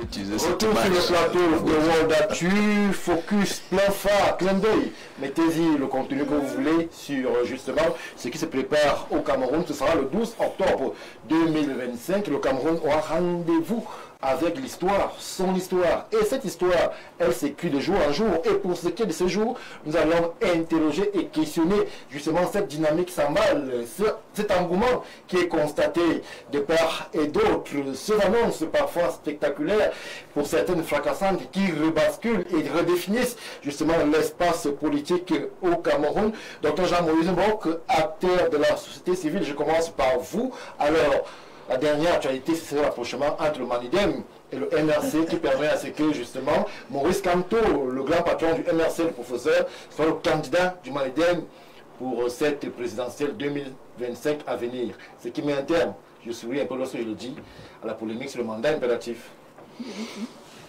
Bon, moi j'ai toujours suivi la posture du professeur Ronan Guiné sur cette question du mandat impératif. Et je crois que ce n'est même pas un sujet qu'il faut étendre sur son nom, remettre sur la table, parce que le concerné même a compris que ce n'était pas la peine et il a changé de méthode. Moi je veux, avant de répondre à votre question, dire une chose simple. Pour aller à la présidentielle, vous constituez un dossier. Quand vous avez constitué votre dossier, vous êtes entré à Elekam pour le déposer. Votre tribu s'arrête. Je dis, votre tribu s'arrête. Vous n'êtes plus Betty, vous n'êtes plus Bamileke, vous n'êtes plus Bassa, vous n'êtes plus du Nord, vous êtes Camerounais dans son long et dans son large. Ça veut dire que vous devenez tout en tant que candidat à l'élection présidentielle. Donc c'est pour arrêter rapidement la sorcellerie qu'on a vécue en 2018, qui voulait tribaliser la politique et les élections. Ça doit s'arrêter vertement. Une fois que j'ai dit ça, je pose toujours la question à Jean-Moïse Mbok. Là maintenant je m'adresse, là maintenant, qui ont là justement de jouer avec les replis identitaires pour accompagner la dynamique de conquête du pouvoir. Je reprends ce que j'ai dit et les concernés vont se retrouver. Quand vous dites que vous êtes candidat à la présidentielle et vous commencez à monter votre dossier, quand vous êtes encore dehors là, vous êtes Bamileke, vous êtes du Sud, vous êtes Bassa. Mais dès que vous rentrez dans l'ECAM et vous déposez votre dossier, votre tribu s'arrête. Et là, je m'adresse aux acteurs politiques. Votre tribu s'arrête. Vous n'êtes plus ni Bassa, ni du centre, ni du sud, ni du nord. Vous êtes un candidat à la gestion de la nation dans sa globalité. Là, je m'adresse aux acteurs politiques. Maintenant, nous sommes dans un cas de figure, et je l'ai dit dans un forum hier, je n'ai pas envie de trop parler sans écouter le président Clément Tangana, parce que c'est lui qui finalement va dire ce qui est et ce qui n'est pas. Donc, les candidats qui ont démissionné hier et puis ont quand même fait des publications avec l'ancien parti dans les dates antérieures et qui maintenant font même des conférences de presse dans le parti où vous aurez déménagé. Bref, tout ça, ça part dans tous les sens. Mais comme j'ai dit, nous sommes dans l'apaisement, nous sommes dans le respect de tous les candidats et le professeur ne me démentira pas, la politique, ce n'est pas un jeu de bisounours, ce n'est pas un long fleuve tranquille. Parfois, tous les coups sont permis, nous prions seulement qu'il n'y ait pas de coup en dessous de la ceinture. Donc, ce que le candidat du, je ne sais plus dire, c'est MSO Manidem, ce que ce candidat fait, c'est de bonne guerre. Tout ce qu'il veut, c'est pouvoir être candidat et de pouvoir compétir. C'est de bonne guerre. Et moi, je ne veux pas rentrer dans un jugement de valeur parce que d'autres font certainement pire, ou moins. Aujourd'hui, nous sommes dans un cas de figure où les Camerounais aspirent au développement, au mieux-être et à une meilleure distribution des richesses. Et nous souhaitons que ce soit ça, le défi et le challenge de tous les candidats. Qu'il n'y ait pas un autre défi. Et que, on l'a souvent dit pour le déplorer, l'opposition qui veut se positionner réfléchisse mûrement parce qu'il est encore temps. Même quand on a déposé la candidature, on peut encore faire coalition, on peut encore faire bloc, on peut encore se mettre ensemble pour pouvoir compétir de manière juste et sereine. N'oublions pas le RDPC qui lui aussi a 2 candidats. Merci, merci. Mon Dieu. On y revient. Nous avons un cadre du RDPC sur ce plateau. C'est pour ça que je suis sorti avec Monsieur Ngela Bondo, Alors, les stratégies semblent se dévoiler pour beaucoup. La plus grosse surprise, pour certains évoquent même une feinte, vient du MRC et de son leader qui, justement, sont allés là où personne ne l'attendait, en faisant le jaillir et en remettant le manidem du président Nissé Kané sous le feu des projecteurs. Est-ce qu'on peut encore attendre à d'autres, justement, coups d'éclat, entre guillemets, de ce genre? Vous savez, dans toute relation humaine, dans le cadre d'une société, on va dire, je peux me répéter, dans le cadre d'un milieu socio-anthropologique, il y a ce qu'on appelle en relation internationale des alliances et des contre-alliances. Oui. Il y a des alliances qui sont nouvelles et il y a des alliances qui sont anciennes. Et en termes d'alliance, vous savez, la politique, d'aucuns disent que c'est un jeu d'idées. D'autres disent que c'est un jeu où tous les coups sont permis. Mais il reste que la politique a ceci de particulier que lorsque vous voulez la faire, il faut penser à l'appellation méthodologique interne de la politique, c'est-à-dire la définition de ce qu'on appelle la stratégie. Alors, l'alliance dont vous parlez, c'est-à-dire entre le MRC et le Manidem, l'acteur du MRC, pour ne pas le citer, pratique une tactique qu'on appelle dans les négociations l'écran de fumée, ou alors la tactique du tourbillon. C'est-à-dire quoi? C'est-à-dire que voilà un acteur qui est tel que, dans le cadre de sa stratégie, il vous met face à un foisonnement de vocabulaire difficilement compréhensible par le bas peuple. J'en veux pour preuve, vous avez parlé du mandat impératif, autre.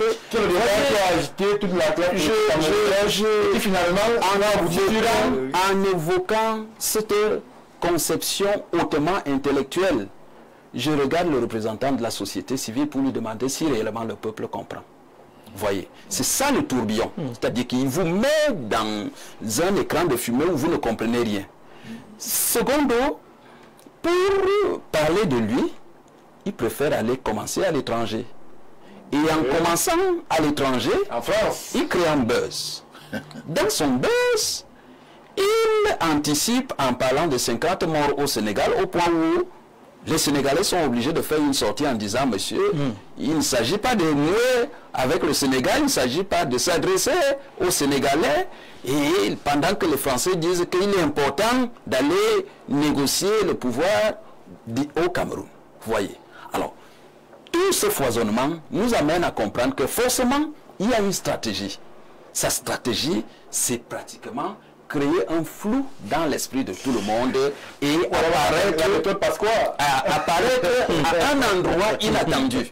Mais tout récemment, l'alliance, et le problème c'est que à chaque moment qui constitue son apparition, il y a toujours le fait que chaque fois qu'il pose un acte, la société l'amène à trouver l'antidote. Oui. C'est-à-dire que tout au départ, lorsqu'on a commencé à épiloguer sur la nouvelle alliance, qui au départ était une contre-alliance, parce que lorsque vous regardez l'idéologie du MRC fondamentalement et l'idéologie du Manidem, je voudrais vous dire que le Manidem est une excroissance de l'UPC, le seul parti historique. Et de là, penser qu'il peut y avoir entente. C'est comme si, par exemple, comme on a parlé de la France tout à l'heure, vous avez la gauche qui peut être extrémiste et la droite qui peut être extrémiste, et qu'on retrouve un parti extrémiste de la droite qui est en train de faire une alliance avec un parti extrémiste de la gauche. Mais comme en politique tout est possible, puisque c'est un jeu d'intérêt, et chaque parti, chaque état-major est à la recherche des stratégies qui vont l'amener ou alors qui vont lui permettre d'accéder au pouvoir, automatiquement on fait feu de tout bois, y compris en s'accrochant même à la queue du lion. Voyez. Et il faut donc de cela. On peut comprendre cette nouvelle approche qui amène donc cet nouvel acteur politique à créer non seulement le buzz, mais un flou intellectuel, artistique, auprès des esprits des Camerounais, et pour apparaître là où on l'attend le moins. Et lorsqu'il apparaît, ce qui lui permet de se corriger, ce sont les récriminations des acteurs des autres partis qui lui disent que est-ce que tu n'as pas vu que pour être présenté ou alors plébiscité par un nouveau parti, il faut avoir démissionné. Vous voyez, entre-temps, on revoit encore sur la toile des scènes qui innovent avec des rencontres avec les journalistes pour que les journalistes puissent se relayer. Donc on a l'impression qu'en fait, autant il se joue de la société, autant il se sert aussi de l'intelligibilité de la société pour mieux s'améliorer. Et je voudrais vous dire qu'on ne gagnerait, on ne perdait rien à attendre, et nos amis anglo-saxons disent toujours « just wait and see ». Just wait and see, professeur Ngolé, chez vous RDPC, il n'y a pas de mandat impératif là-bas, il n'y a pas de discussion, mais il y a un autre acteur, je ne sais pas si c'est du buzz ou du flou artistique, mais un conseiller municipal qui lui estime que lui aussi il est candidat et que justement il conteste la légitimité de la candidature du président Paul Biya en estimant que celle-ci est illégale. Vu que le président Biya est un acteur majeur de cette justement présidentielle, on va d'abord s'appesantir sur cette situation. Qu'en est-il?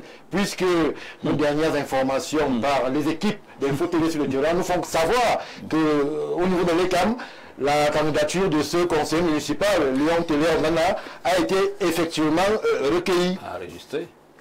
L'ECAM fait son travail, mais ce que je peux dire, c'est que quand vous regardez l'actualité et vous êtes un observateur sans être partisan, ce qu'on voit, c'est que certains acteurs, et Dr Mbok s'adressait aux acteurs tout à l'heure, là, certains acteurs prennent ces jeux politiques ou le paysage politique comme un terrain de...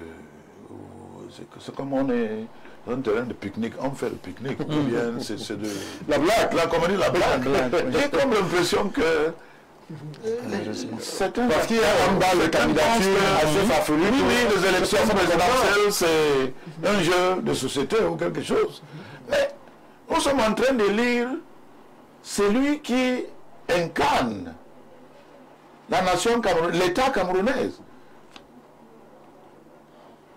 C'est-à-dire, en d'autres termes, c'est lui qui sera le père, ou qui est le père de la nation. Oui. Ce n'est pas n'importe qui être président de la République. Et cette fonction est la fonction, la plus haute fonction d'une République. Oui.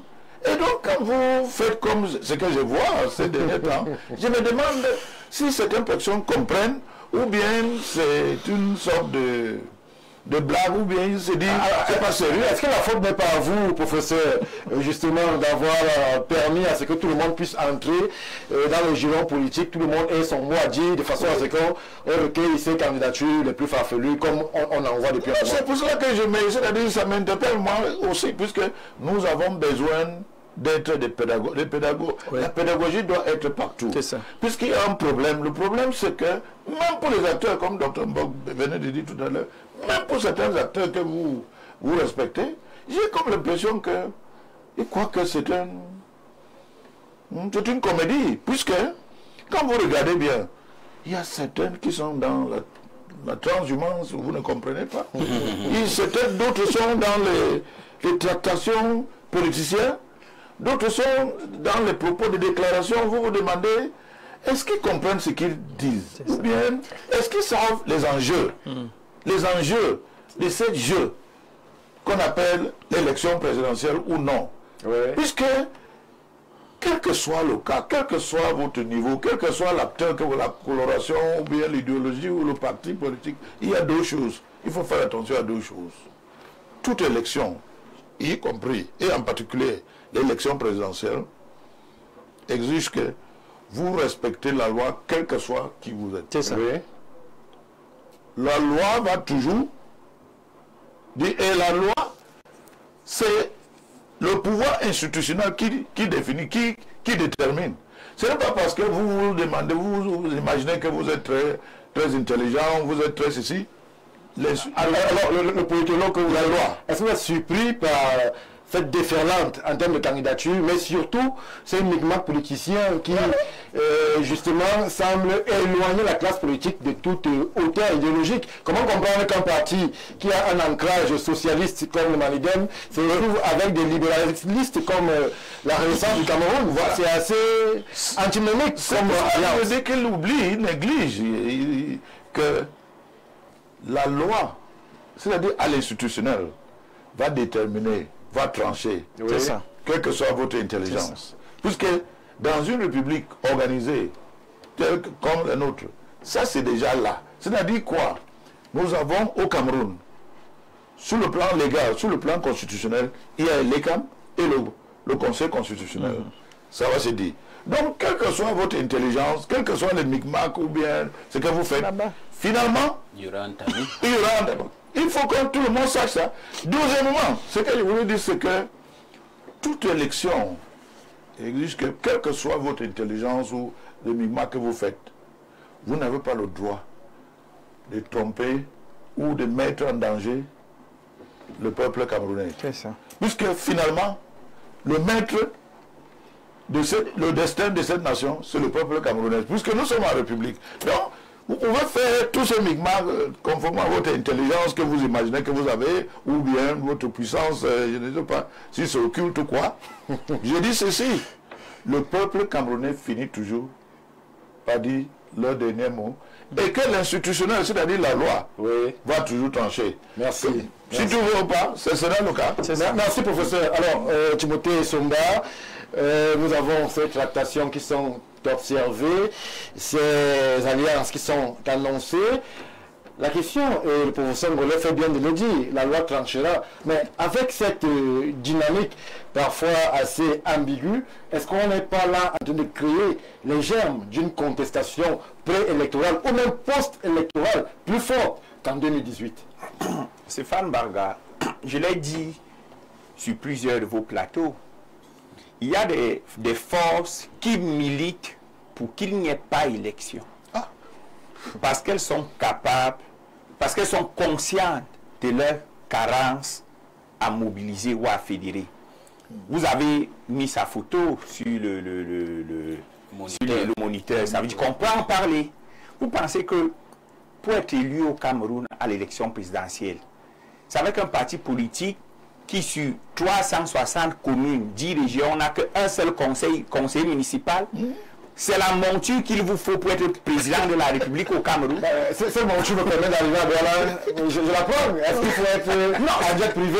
L'essentiel, c'est d'arriver, tu votes. Non, l'essentiel, c'est d'arriver où? Parce que je pense que lorsque je veux gouverner au Cameroun, l'élection, c'est dans les 10 régions, dans les 377 sections. Laissons d'abord la diaspora, dans les 360 communes du pays. Je prends quand même pour allier, M. Aboundo a parlé du jeu d'intérêt. L'intérêt repose sur la capacité de celui que tu choisis comme allié à te porter dans le win-win. Oui, et un peu partout. Parce que les alliances politiques reposent sur le fait que tu me prêtes ta force et une fois que je suis élu, je vais te donner un poste qui te rend aussi fort. Compenser. Mais lorsque vous prenez pour allier quelqu'un qui ne peut, quelqu'un contre qui vous courez même plus vite, un seul conseiller municipal. Le souci, c'est d'être candidat. Est-ce que c'est le souci, c'est le poids stratégique et Stéphane Barga, du Malidem. À titre exceptionnel, gardez vos questions là. Même, laissez-moi dérouler même une minute après vous poser la question. Allez-y, pourquoi? Mon argumentaire est qu'il y a des gens qui ne veulent pas aller à l'élection. C'est la raison pour laquelle ils ont choisi un faible allié qui font exprès de créer des flous. Le tourbillon. Regardez, il y a 28 candidatures. Les autres dossiers, on sait par exemple déjà que le dossier de Chantal Roger, tu ne génères rien de personnel contre lui, que le dossier de Dibamou, que le dossier de les candidatures indépendantes, là, que le dossier de Léon Théo, seront rejetés. Vous n'êtes pas électeur. Non, on n'a pas besoin. Encore le dossier de Chantal Roger, tu le ferais. Parce que tu n'as pas d'élu et qu'il n'a pas 300 signatures. Donc même en droit, il y a ce qu'on appelle l'arithmétique juridique. On n'a pas besoin d'être Clément Attarna pour savoir que tel dossier d'anticipation. Oui, le projectivisme existe en sciences sociales. Le constructivisme. Voilà. Donc on sait déjà. Mais ils ne font pas de vagues. Pourquoi? Parce qu'on sent que ceux-là vont pour se projeter dans la perspective des élections municipales, des élections locales. Ils veulent jouir de l'aura de la présidentielle. Par contre, on a quelqu'un qui, en voulant jouer justement le plus intelligent, commence à se faire rattraper. J'ai démissionné tel jour, mais pourquoi tu démissionnes tel jour, mais on t'exclut de ton parti. Et maintenant, le président de son parti se présente, pas comme président de parti, mais président par intérim. On a tous vu les textes du MSC sur les réseaux sociaux. La présence par intérim n'est pas prévue dans le texte. Donc tu comprends que il y a une construction du chaos préparée. Ils sont même prêts à faire des erreurs juste pour que leur candidature soit invalidée et qui disent que c'est le régime de Yaoundé qui a peur de nous, qui a invalidé notre candidature. Et puisqu'ils ont invalidé notre candidature, il faut que la rue se lève. Et c'est bien dommage quand ça vient d'un intellectuel. Vous ne pouvez pas être candidat à une élection dont vous contestez l'existence du corps électoral. Il va donc solliciter le suffrage de qui? Lui, il a dit au Conseil constitutionnel que le corps électoral n'existe pas. Tout à fait. Pourquoi? Donc vous comprenez que il sait que sa puissance ne lui permet pas de battre l'adversaire qui est en face. Surtout dans un environnement où il y a... Non, c'est 28 candidats pour l'instant. Donc, les adversaires, vous dites? L'adversaire, dans l'adversaire, j'englobe, c'est pour ça que je dis, dans un environnement de 28 candidatures, dans un environnement où le vote est anthropologico-communautaire, dans un environnement où le vote est situationnel, dans un environnement où le vote tend même à être confessionnel, dans un environnement où le vote est mercantile. Si on veut, mais la corruption, mais l'achat de voix étant interdit. Mais on sait comment ça se passe. Non, on ne sait pas. C'est la corruption, c'est interdit. Pas corruption, Timothée Somba. Le vote mercantile, c'est de la corruption politique. C'est même pénal. On ne peut pas laisser passer ça. Donc, la vérité, la voilà. Quelqu'un ne veut pas aller à l'élection. Alors, il construit le chaos sur sa logique, sur son fantasme de célébrité. Tout le monde allait déposer la candidature. Mais lui, pour déposer la candidature, il en met les gens depuis la poste centrale. Il monte là jusqu'à l'ECAM avec une foule derrière lui qui est en train de crier Prési, Prési. Pourquoi? Parce qu'il y a France 24, il y a autres, on parlait tout à l'heure de la France, qui vont relayer pour montrer que c'est le candidat. Vous parlez du candidat Issa Choumoua Bakary, je suppose. Non, je parle du candidat Maurice Kamto. C'est lui qui ne veut pas l'élection.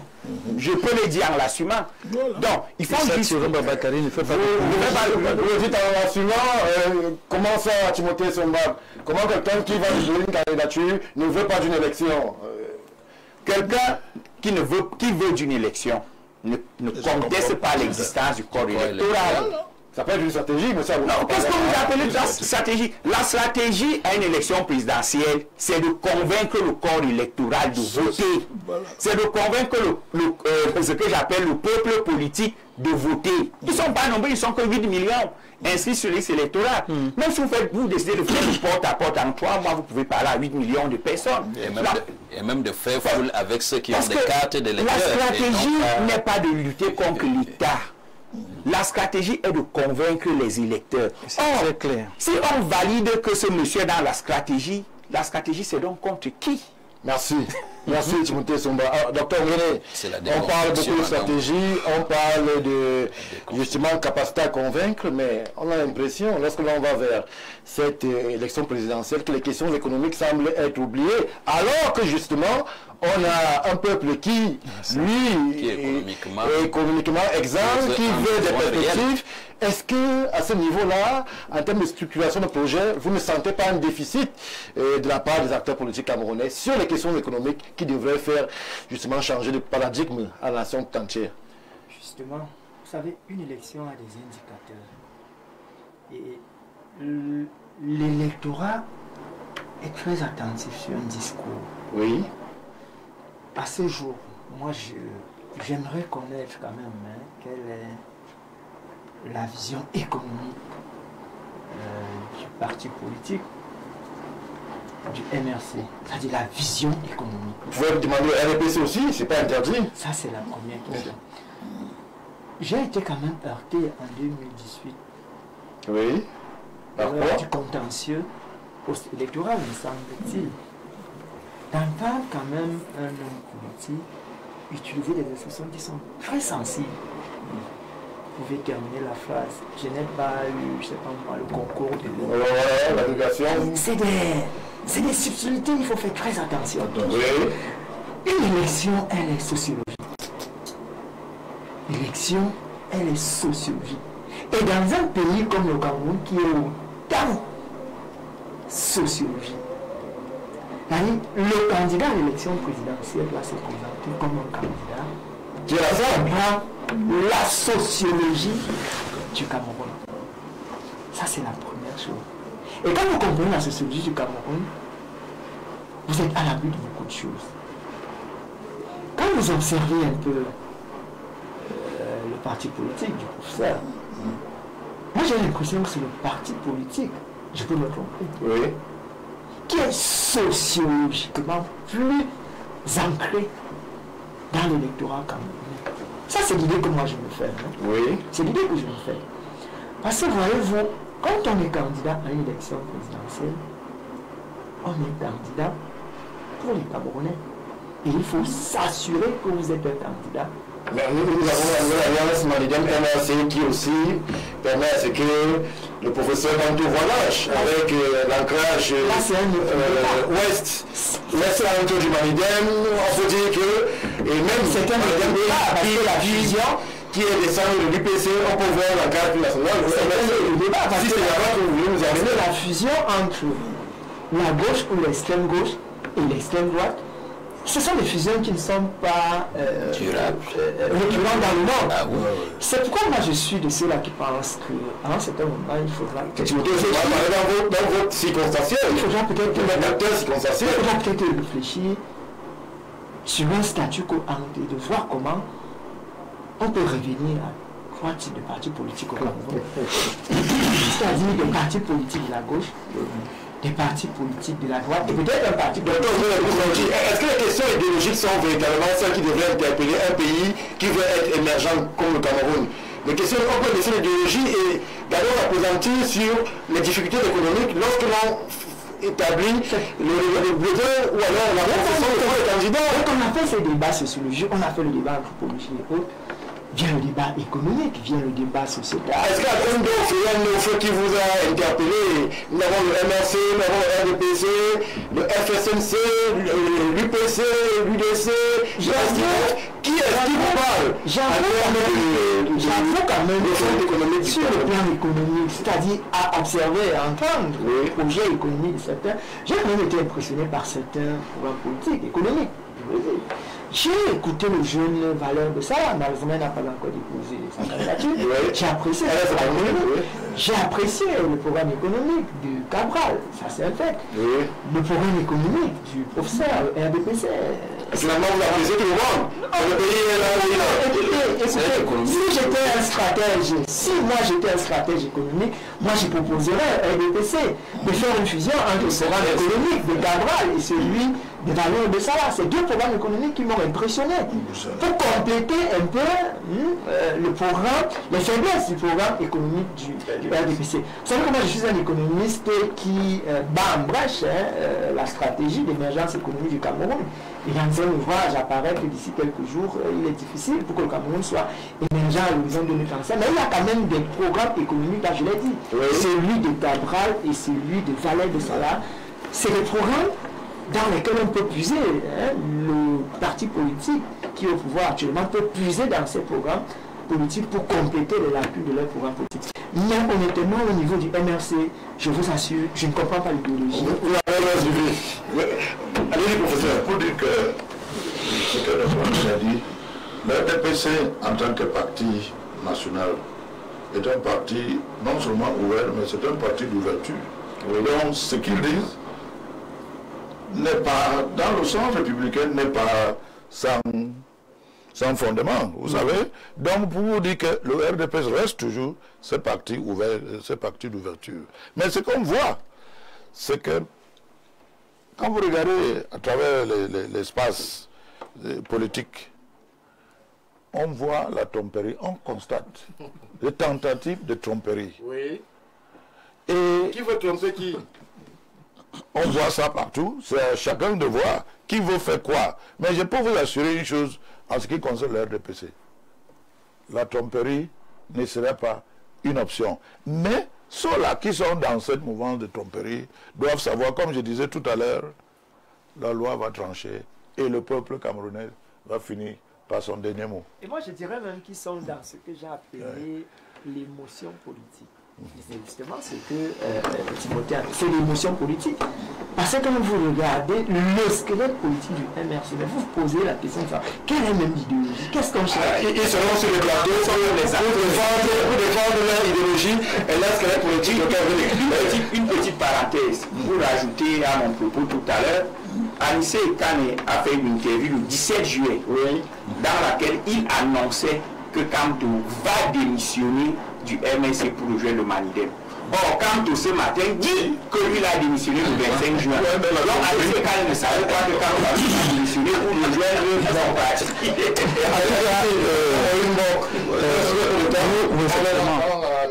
Nous, de la société civile, nous mettons beaucoup d'accent sur l'éducation sociale, l'éducation des masses, sur les différentes questions de la société, notamment la politique. Et à côté de la politique, il y a bien ces différents pans qui font la société, ce qu'on appelle trivialement les montagnes d'influence.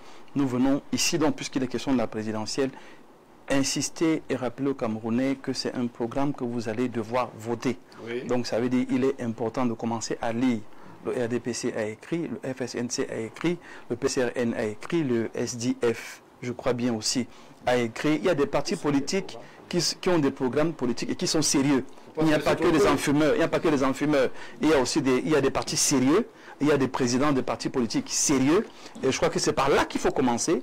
Et puis maintenant, faites-vous une idée, rentrons dans la dynamique vraiment de construire l'émergence. Oui. Dont parle Stéphane Barga, cette émergence qui n'implique pas que le gouvernement ou les partenaires bilatéraux, mais qui concerne aussi les populations elles-mêmes, qui doivent savoir quelles sont la première et la dernière sécurité de la nation. Il ne faudrait pas, et j'insiste là-dessus, qu'un enfumeur public vienne vous entraîner dans la rue. J'insiste et je persiste, la rue n'apporte rien de bon quand il s'agit de violence ou de casse ou de destruction. Aujourd'hui, chaque candidat a la latitude de s'exprimer par les réseaux sociaux, par voie de presse classique et écrite, a tous les moyens de communiquer de manière responsable. Tous ceux qui vont donc appeler quiconque à la violence vous auront donc montré qui ils sont réellement. Merci. Monsieur Émile Abondo, les stratégies sont en place, mais le peuple devra faire un choix délicat.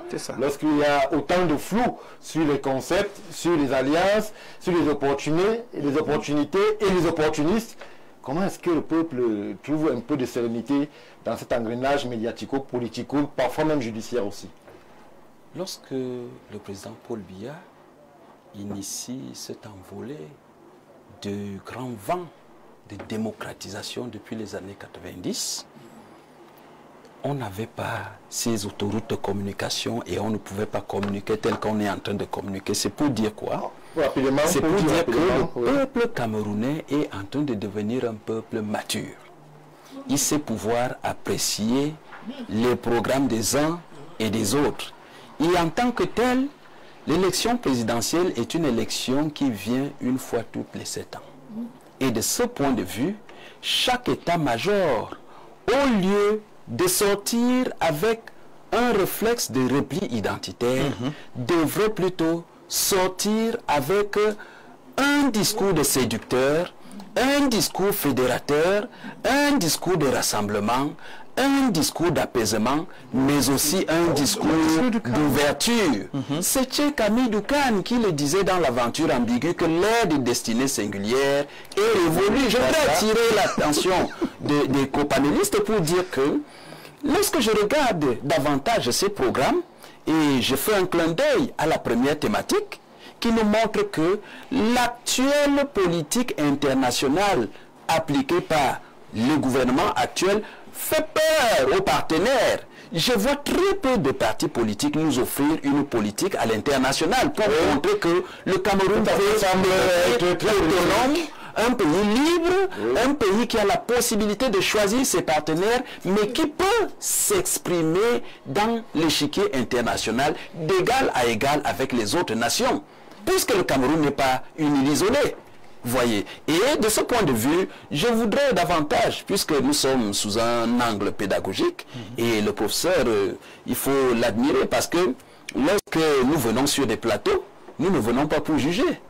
Nous ne venons pas pour donner des leçons. Nous venons pour nous adresser aux citoyens afin qu'ils soient éclairés. Et donc, les débats comme ceux que vous organisez, avec la contextualisation et la contextualité de vos thématiques, nous amènent à comprendre que les problèmes des Camerounais sont les nôtres et les solutions que nous leur proposons sont contextuelles et peuvent aider à la nouvelle dynamique camerounaise. Merci, monsieur Emile Abondo. C'est par vos mots que nous allons achever cette édition de World Actu. On va dire merci au professeur Elvis Ngolé, que nous savons très occupé en ce moment. La campagne est en train d'être mise en place, d'avoir répondu favorablement à l'appel de notre équipe de production. Merci à vous, cher monsieur Dr Néné, qui étiez du côté de Paris il y a quelques temps, justement pour les questions économiques. Timothée Somba, qui ne s'est fait beaucoup d'amis tout à l'heure, il s'est sorti. Monsieur Abondo, merci pour l'invitation. Merci une fois de plus pour la présence. Nous allons dire merci à toute l'équipe technique qui nous accompagne depuis le début de cette super production. Vous ne bougez pas, 20h sera le temps de l'information d'ici et très certainement d'ailleurs. Quant à nous, retrouvons-nous samedi prochain lorsque ce sera 17h à Yaoundé, Cameroun, avec cette nouvelle inclinaison qui va nous amener au-delà du monde à surtout nous appesantir sur la réalité et la température politique de notre pays, le Cameroun, à l'heure où justement le 12 octobre s'annonce à très grands pas. Bien bonsoir.